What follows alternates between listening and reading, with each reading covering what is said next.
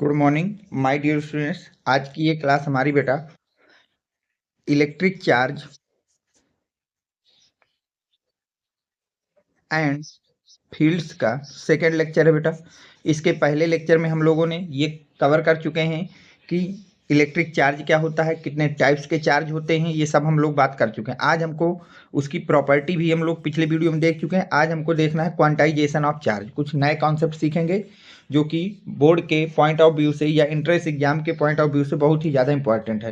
तो अगर हम लोग बात करते हैं बेटा क्वांटाइजेशन ऑफ चार्ज की, तो देखिए the quantization of electric charge means that the total charge on a body can only be some integral multiple of elementary charge E, where E equal होता है 1.6 इंटू 10 की पावर माइनस 19 कूलाम। ठीक, तो ये बोला गया है कि जो क्वांटाइजेशन चार्ज है कि जैसे एक बॉडी ये है और एक बॉडी ये है, ये ए है और ये बी है, तो यहाँ पर जो आपका चार्ज होगा, वो जो ट्रांसफर ऑफ चार्ज होगा वो एक इंटीग्रल नंबर में होगा, यानी कि फ्रैक्शनल में नहीं हो सकता। जैसे इस बॉडी में है तो आपका चार्ज का जो ट्रांसफर होगा वो हो जाएगा Q equal to n e, और वो किसके नंबर्स में होगा बेटा, इलेक्ट्रॉन के अप्रॉक्सीमेट होगा, और एन आपको किसको डिपेंड करेगा, इंटीजर को डिपेंड करेगा। ये कभी भी फ्रैक्शनल नहीं हो सकता है। सेकेंड चीज, when two glass rod rubbed with wool और सिल्क, अगर आपने दो ग्लास रॉडों को रबड किया है बुल के साथ या सिल्क के क्लॉथ के साथ, तो दोनों को अगर आप एक दूसरे के पास ला रहे हैं तो रिपेल कर जाएंगे। जैसे एक ये ग्लास रॉड है, ये ग्लास रॉड है, अब दोनों को हमने रब कर दिया है किसके साथ, बुल के साथ या सिल्क के साथ, और फिर अगर इन दोनों रॉडों को हम एक दूसरे के पास लाएंगे तो ये रिपेल करेंगी एक दूसरे को। एक दूसरे को क्या करेंगे बेटा, रिपेल करेंगी। इस बात को याद रखना कि two glass rod are rubbed with wool and silk, wool या सिल्क के साथ अगर उसको आप रबड कर रहे हैं तो वो दोनों रॉड एक दूसरे को रिपेल करेंगी।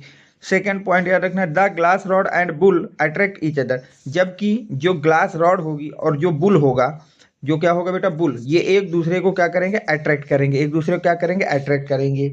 इस पॉइंट को अच्छी तरह से आप समझ लेना बेटा। नेक्स्ट चीज, अगर आपसे कोई पूछ ले कि कॉज ऑफ क्वांटाइजेशन, कि क्वांटाइजेशन होता ही क्यों है, तो देखिए the basic cause of quantization of electric charge is that during rubbing only on integral number of electron can be transfer from one body to another. तो क्वांटाइजेशन का concept क्यों आता है, क्योंकि जब हम लोग किसी भी बॉडी को रब्ड करते हैं, रबिंग करते हैं, तो वहाँ पर जो इलेक्ट्रॉन का ट्रांसफर होता है वो किस में होता है बेटा, इंटीग्रल नंबर में होता है, और इसी के कारण जो हमारा चार्ज होता है वो क्वांटाइज होता है। ठीक, नेक्स्ट चीज, अगर हमको कुछ चीज़ें और ध्यान से रखना है, जैसे फंडामेंटल प्रॉपर्टी ऑफ एटम, इस लाइन को बिल्कुल आप रख लीजिएगा बेटा, यहाँ से बहुत सारे सवाल अच्छे बनेंगे, और इस लाइन को आपको पूरी तरह से फिजिक्स में भी हेल्प करेगा और केमिस्ट्री में भी हेल्प करेगा। क्या कह रहा है बेटा, फंडामेंटल पार्टिकल, तो देखिए एटम के अंदर हम लोग तीन पार्टिकलों को फंडामेंटल पार्टिकल मानते हैं, इलेक्ट्रॉन को, प्रोटॉन को, न्यूट्रॉन को। इन तीनों का चार्ज और तीनों का मास आपको लर्न कर लेना है। इलेक्ट्रॉन पे मास होता है बेटा 9.1 इंटू 10 की पावर माइनस 31 kg, जबकि चार्ज होता है 1.6 इंटू 10 की पावर माइनस 19 कूलाम। प्रोटॉन पे चार्ज होता है 1.6 इंटू 10 की पावर माइनस 19 कूलाम, और मास होता है 1.67 इंटू 10 की पावर माइनस 27 kg। न्यूट्रॉन जो होता है इलेक्ट्रिकली न्यूट्रल होता है, इसका मतलब है कि उसके ऊपर चार्ज जीरो होता है, और मास की बात करें तो मास होता है 1.67 इंटू 10 की पावर माइनस 27, 1.67 इंटू 10 की पावर माइनस 27 kg। ये लर्न रखना बेटा। अब देखिए यहाँ से एक चीज ये याद रखना कि इलेक्ट्रॉन प्रोटॉन पे इलेक्ट्रिक चार्ज का मैग्नीट्यूड सेम होता है पर नेचर अपोजिट होता है। इलेक्ट्रॉन पे चार्ज निगेटिव होता है, प्रोटॉन पे जो चार्ज होता है वो पॉजिटिव होता है। नेक्स्ट चीज, comparison of electric charge and mass, अगर आप इलेक्ट्रिक चार्ज और मास को कंपेयर करें तो उसमें देखिए क्या क्या है। एक तरफ हमने लिख दिया इलेक्ट्रिक चार्ज और एक तरफ लिख दिया मास।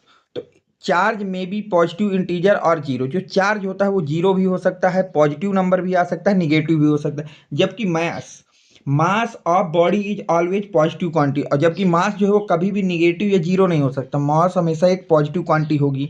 पहला point. Second, charge is always quantize, जो चार्ज है उसको ना तो आप क्रिएट कर सकते हो ना ही उसको डिस्ट्रॉय कर सकते हो, वो हमेशा क्वांटाइज रहेगा, जबकि quantization of mass is at to be stabilized, जो क्वांटाइजेशन ऑफ चार्ज है ये बहुत दिन सही नहीं है, हो भी सकता है और नहीं भी हो सकता है। नेक्स्ट चीज, magnitude of charge of a body or particle independent its velocity, जो चार्ज का मैग्नीट्यूड होता है वो किसी भी बॉडी या किसी भी पार्टिकल के वेलोसिटी पे डिपेंड नहीं करता है, जबकि mass of a body depends on its velocity and increase according to relation. जो मास होता है किसी भी बॉडी या पार्टिकल का, वो उसकी वेलोसिटी पे डिपेंड्स करता है। और डिपेंड्स के लिए एक रिलेशन याद रखिए, m equal to m naught divide by root के अंदर 1 minus v square by c square, जहाँ m क्या है, velocity of particle at velocity v। जब वेलोसिटी v होगी तब उसका मास m नॉट, वेलोसिटी वो m नॉट है, mass of particle at rest, जब वो रेस्ट पे है तब उसका मास क्या है, v क्या है, वेलोसिटी है, c क्या है, स्पीड ऑफ लाइट। तो ये आपका बेटा इस फार्मूले के हेल्प से हम लोग किसी भी मूविंग बॉडी का मास कैलकुलेट कर सकते हैं। यहाँ तक हो गया। अगला कंपैरिजन की अगर हम लोग बात करते हैं, अगला कंपैरिजन है बेटा कि चार्ज ऑलवेज रिमेन्स कंजर्व। जो चार्ज वो हमेशा कंजर्व रहेगा, जबकि mass does not remains conserve because mass can be convert into the energy and vice versa. जो चार्ज है वो हमेशा कंजर्व रहेगा, जो चार्ज है हमेशा वो हमेशा क्या रहेगा बेटा, कंजर्व रहेगा, जबकि मास कभी भी कंजर्व नहीं होगा, क्योंकि एक रिलेशन होता है E equal to m c square, e equal to m c square. इसमें चार्ज और एनर्जी एक दूसरे में इंटर कन्वर्ट होती रहती हैं। नेक्स्ट डिफरेंस की अगर हम लोग बात करें, existence of charge is not possible without mass. बिना मास के चार्ज को एग्जिस्टेंस पॉसिबल नहीं है, या चार्ज पॉसिबल नहीं है, जबकि आ बॉडी पासिंग मास में not have only net charges. किसी भी बॉडी का मास है पर उसके पास चार्ज होगा, या इसकी कोई रिक्वायरमेंट नहीं, बिना चार्ज की भी बॉडी में मास होगा, और मास होने के बाद भी उस पर चार्ज हो सकता है। चार्ज का होना ना होना मास से कोई रिलेशन नहीं लगता। लास्ट डिफरेंस क्या है बेटा, electrostatic force between two charge में be attraction and repulsive nature. कि दो फोर्स, जो फोर्स होगा टू चार्ज बॉडी के बीच में, वो दो तरह का हो सकता है, तो अट्रैक्टिव होगा तो रिपल्सिव होगा। जबकि जो मास होता है, मास पर जो फोर्स लगता है वो फोर्स होता है gravitational force. Between two mass are always attractive nature. जबकि जो मास के द्वारा फोर्स लगता है उसको ग्रेविटेशनल फोर्स कहते हैं, और ये हमेशा कैसा होता है बेटा, अट्रैक्टिव नेचर का होता है। नेक्स्ट चीज, कंडक्टर्स की अगर हम बात करेंगे बेटा, व्हाट इज द कंडक्टर्स। तो those substances allow electricity to pass through them easily are called conductor. तो कंडक्टर्स क्या होते हैं बेटा, दो सब्सटेंस होते हैं जो अपने अंदर से इलेक्ट्रिसिटी को इजीली पास होने देते हैं। दे हैव इलेक्ट्रिक चार्ज, यानी कि जिसको हम इलेक्ट्रॉन बोलते हैं, that are comparatively free to move inside the material metals human and animal body and earth are conductor. तो वो सारी चीज़ें जिसमें इलेक्ट्रॉन इजीली मूव करते हैं इनसाइड द बॉडी, वो सब आपकी कंडक्टर कहलाती हैं। जबकि हम इंसुलेटर की बात कर रहे हैं अगर, तो those substances do not allow electricity to pass through them easily are called insulator. ऐसे सब्सटेंस जो इलेक्ट्रिसिटी को पास नहीं होने देते हैं अपने अंदर से, उनको हम लोग क्या बोलते हैं, इंसुलेटर कहते हैं। यहाँ तक अब आपको कोई डाउट नहीं होना चाहिए। अब देखिए कुछ हम लोग चार्ज से रिलेटेड क्वेश्चनों को करेंगे जो कि पूछे। देखिए चार्ज के लिए हमने अभी तक केवल एक ही फार्मूला हमको यूज करना है, Q equal to n e, और एक फार्मूला होता है Q equal to I t. बस चार्ज के ये दो फार्मूले हैं, इनसे बेस्ड आपको न्यूमेरिकल में करा रहा हूं। देखिए पहला क्वेश्चन पढ़िए क्या कह रहा है। बोला जा रहा है बेटा, इफ 10 की power 9 electron move out of the body to another body, यानी कि नंबर ऑफ इलेक्ट्रॉन दिए गए हैं 10 की पावर 9 एवरी सेकेंड, यानी कि टाइम दिया गया है 1 second. How much time to require to at the total charge in 1 coulomb. तो टोटल चार्ज दिया गया है 1 कूलाम। तो आपसे क्या पूछा गया है, टाइम। आपसे क्या पूछा गया बेटा, टाइम। तो ध्यान से देखिए, हम सबसे पहले यहाँ पर क्या करते हैं, नंबर ऑफ इलेक्ट्रॉन को फाइंड आउट करते हैं। किसको फाइंड करते हैं बेटा, नंबर ऑफ इलेक्ट्रॉन को। तो Q equal to n e, Q है 1 कूलाम, N को हमको पता नहीं है, E कितना होता है 1.6 इंटू 10 की पावर माइनस 19। क्या N की वैल्यू यहाँ से लिखी जा सकती है 1 डिवाइड बाई 1.6 इंटू 10 की पावर माइनस 19। अब देखिए यहाँ 10 की पावर माइनस 19 को ऊपर ले चलते हैं बेटा, तो हो जाएगा 10 की power plus 19 divide by 1.6। n equal to, इसको लिखा जा सकता है 10 इंटू 10 की पावर 19 डिवाइड बाई 16। यहाँ से डेसिमल हटा दिया तो ऊपर एक जीरो बढ़ गया। तो इसको कर देंगे बेटा, अगर हम इसको 2 से डिवाइड कर दें तो 5 इंटू 10 की पावर जो 19 है, इससे 10 को बाहर ले लीजिए, अब अंदर बचेगा 10 की पावर 18। अब यहाँ पे कितना आ जाएगा बेटा, 8 आ जाएगा। 8 से इसको जब डिवाइड करेंगे तो यहाँ आ जाएगा 5, यहाँ आ जाएगा 4, कोई दिक्कत नहीं है। अब इनको मल्टीप्लाई करो 25 इंटू 10⁻18 डिवाइड बाई 4, ये बनेगा। 4 को इससे भाग दे देंगे तो आ जाएगा 6.25 इंटू 10⁻18, यानी कि इतने नंबर ऑफ इलेक्ट्रॉन हमको ट्रांसफर करने पड़ेंगे अगर हमको 1 कूलाम चार्ज को ट्रांसफर करना है। यहाँ तक आ गया। अब क्वेश्चन में बोला है कि 1 सेकेंड में ट्रांसफर ऑफ चार्ज कितने हैं, 10⁻9। कितना बेटा, 10⁻9। तो 1 इलेक्ट्रॉन को ट्रांसफर में जो टाइम लगेगा वो लगेगा 1 डिवाइड बाई 10⁻9, और हमको कितने इलेक्ट्रॉन ट्रांसफर करना है, 6.25। तो 6.25 इंटू 10⁻18 इलेक्ट्रॉन को ट्रांसफर करने में टाइम लगेगा 6.25 10⁻18 डिवाइड बाई 10⁻9। 9 को ऊपर भेजोगे तो हो जाएगा 6.25 इंटू 10⁻18 इंटू 10⁻−9, तो आ जाएगा 6.25। बेस सेम होने पर पावर को ऐड कर देना है तो ये हो जाएगा 10⁻9 सेकेंड। 10 की पावर कितना बेटा, 9 सेकेंड।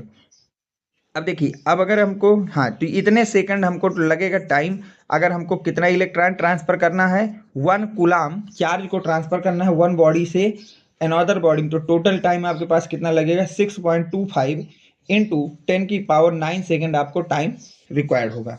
चलते हैं बेटा क्वेश्चन नंबर 2 में, वो क्या कह रहा है उसकी बात कर लेते हैं।